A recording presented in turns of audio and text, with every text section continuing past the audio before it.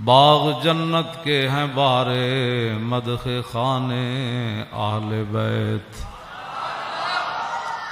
تم کو مژدہ نار کا اے دشمنان اہل بیت۔ ان کے گھر بے اجازت جبریل آتے نہیں، قدر والے جانتے ہیں قدر و شان اہل بیت۔ اے شباب فصل گل یہ چل گئی کیسی ہوا، کٹ رہا ہے لیلہاتا بوستان اہل بیت۔ سر شہیدان محبت کے ہیں نیزوں پر بلند، خدا نے اور اونچی کی قدر و شان اہل بیت۔ زخم کھانے کو تو آب تیغ پینے کو دیا، زخم کھانے کو تو آب تیغ پینے کو دیا، خوب دعوت کی بلا کر دشمنان اہل بیت، خوب دعوت کی بلا کر دشمنان اہل بیت۔ مامون الرشید جو حکمران تھا، انہوں نے قسطنطنیہ کے عیسائی بادشاہ کو، قسطنطنیہ تو سلطان محمد فاتح نے بعد میں فتح کیا، جو آج ترکی ہے، استنبول ہے، وہاں عیسائیوں کی حکومت تھی۔ تو مامون الرشید نے خط لکھا قسطنطنیہ کے حکمران کو کہ یونانی فلسفے کی جتنی کتابیں ہیں اور جو آپ نے نئے نئے علوم ایجاد کیے ہیں وہ ساری کتابیں ہمیں بھیجو۔ اس وقت تو مسلمانوں کا ہی آرڈر چلتا تھا۔ وہ بادشاہ گھبرا گیا، اس نے اپنے پادریوں سے مشورہ کیا کہ مسلمانوں کا حکمران ہماری یونانی فلسفے کی کتابیں اور دیگر جو ہے جدید علوم کی کتابیں منگوا رہے ہیں اپنے ملک میں پڑھانے کے لیے، تو کیا ہم دے دیں؟ کہیں مسلمان ہم سے آگے تو نہیں نکل جائیں گے؟ تو ان کا جو بڑا پادری تھا اس نے کہا کہ ساری بھیجو، ساری کتابیں بھیجو۔ اس نے کہا کیوں؟ اس نے کہا جب یہ ہماری کتابیں پڑھیں گے نا فلسفے کی، تو پھر یہ قرآن و حدیث بھی فلسفے سے سمجھیں گے، پھر یہ امام حسین کی شہادت پر بھی فلسفہ شہادت بیان کریں گے، اور معراج شریف پر بھی یہ فلسفہ معراج ہی بیان کریں گے، اور نماز پر یہ فلسفہ نماز ہی بیان کرتے رہیں گے۔ ہاں جی، ان کو پھر ہر بات جو ہے وہ ہماری عینک سے یہ اپنا دین پڑھیں گے، فوراً بھیج۔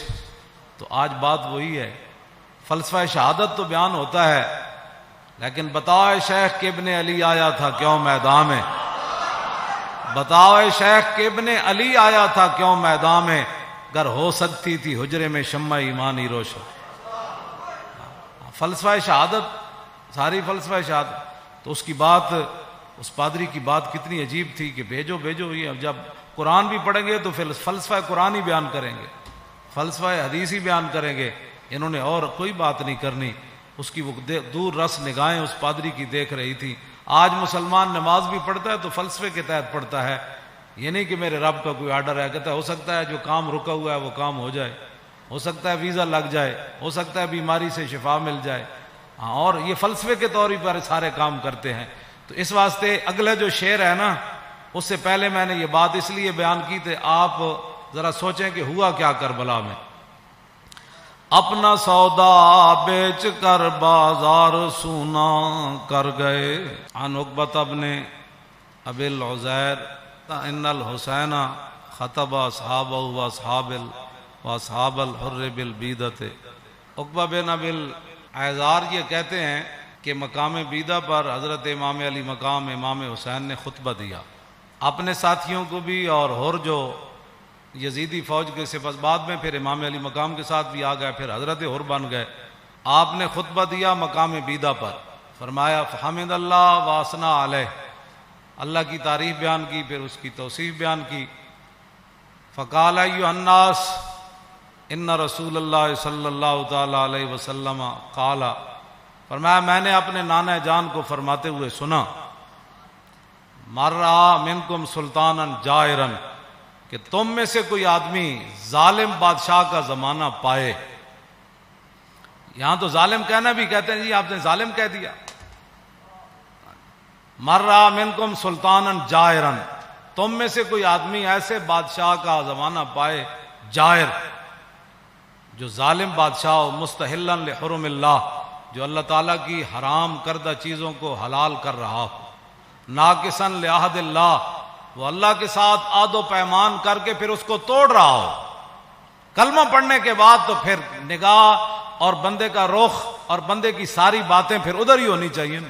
لو جی مرّا منکم سلطانا، اے مولا حسین دا خطبہ ہے، مرّا منکم سلطانا جائرا مستحلا لحرم اللہ ناقصا لعہد اللہ مخالفا لسنت رسول اللہ، اور یعمل فی عباد اللہ بالاسم والعدوان. فرمایا رسول اللہ نے، میرے نانا جان نے فرمایا، جو ظالم بادشاہ کو دیکھے اللہ تعالیٰ کی حرام کردہ چیزوں کو حلال کرے اور اللہ کے ساتھ عہد و پیمان، کلمہ پڑھنے کے بعد بندے کی مرضی مک جاتی ہے، فرمایا اللہ کے ساتھ عہد و پیمان وہ توڑ دے، رسول اللہ کی سنت کی مخالفت کرے، یعمل فی عباد اللہ بالاسم والعدوان، اور قوم کے اندر برائیاں اور قوم کے اندر گناہ اس کا رواج دے، بجائے اس کے قوم کے اندر برائیاں اور گناہ کو ختم کرے. نہیں، یعمل فی عباد اللہ بالاسم والعدوان، وہاں سرکشی اور ظلم و ستم اور گناہ کو رواج دے. فلم یغیر علیہ بقول ولا فعل وکان حقا علی اللہ ان یدخلہ مدخلا. مولا حسین فرمانے لگے کہ پھر میرے نانا جان نے کیا فرمایا، ان حالات کو دیکھ کر کوئی بندہ اپنی زبان سے اور اپنے ہاتھ سے اس ظالم کا ہاتھ نہیں پکڑتا تو اللہ رب العالمین قیامت والے دن جس جگہ اس ظالم کو داخل کرے گا نا، وہ تماشا دیکھنے والے کو بھی داخل کر دے.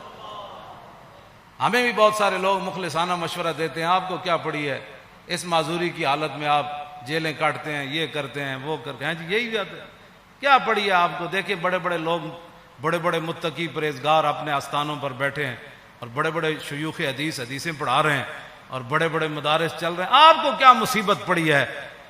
کیوں جی، جو چیز مولا حسین کو لے کر کربلا میں گئی نا، وہی چیز خادم حسین کو بھی پریشان کرتی ہے. آگے آپ نے کیا فرمایا، الا ان ہؤلاء قد لزموا طاعت الشیطان وترکوا طاعت الرحمن واظہروا الفساد وعطلوا الحدود واستاثروا بالفیء وانا احق بالغیر. آپ نے فرمایا دیکھتے نہیں یزید نے کیا کام شروع کر دیا، قد لزموا طاعت الشیطان، یہ سارے کے سارے شیطان کے اطاعت گزار بن گئے، وترکوا طاعت الرحمن، اللہ کی اطاعت انہوں نے چھوڑ دی، واظہروا الفساد، ہر جگہ انہوں نے دنگا و فساد برپا کر دیا، وعطلوا الحدود، اور اللہ تعالیٰ کے احکام اور اس کی حدود کو معطل کر دیا، واستاثروا بالفیء، اور قومی خزانہ لوٹ کر کھا رہے ہیں.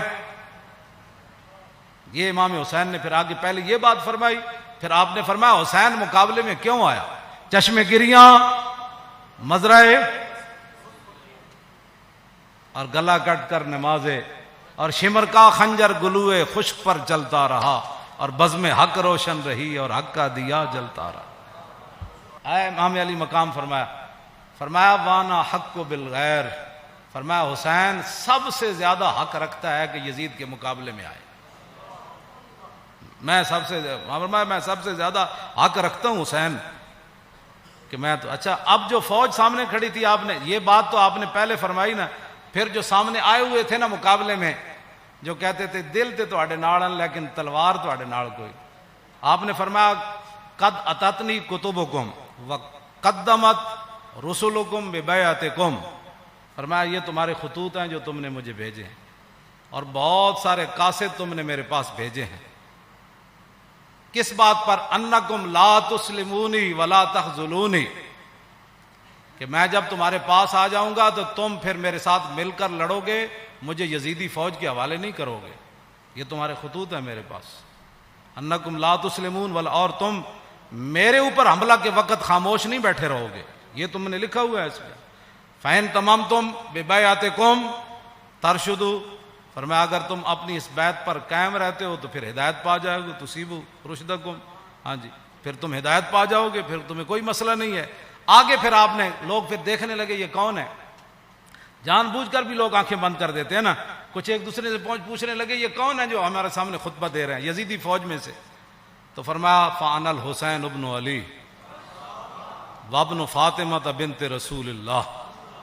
فرمایا جانتے ہو کہ میں حسین بن علی ہوں اور میں سیدہ طیبہ طاہرہ فاطمہ الزہرا کا صاحبزادہ ہوں. جانتے ہو مجھے؟ نفسی ما نفسکم والی ما آلکم فلکم فی اسوۃ. آپ نے فرمایا یہ مت رکھنا کہ حسین تمہیں میدان میں چھوڑ کر چلا جائے گا. جہاں میں رہوں گا، جہاں تم رہو گے، حسین تمہارے ساتھ رہے گا. جہاں تمہارے اہل و عیال ہوں گے، حسین کے بچے بھی وہی ہوں گے. نفسی ما نفسکم والی فلکم فی اسوۃ. اے مولانا جملہ بڑا عجیب ہے.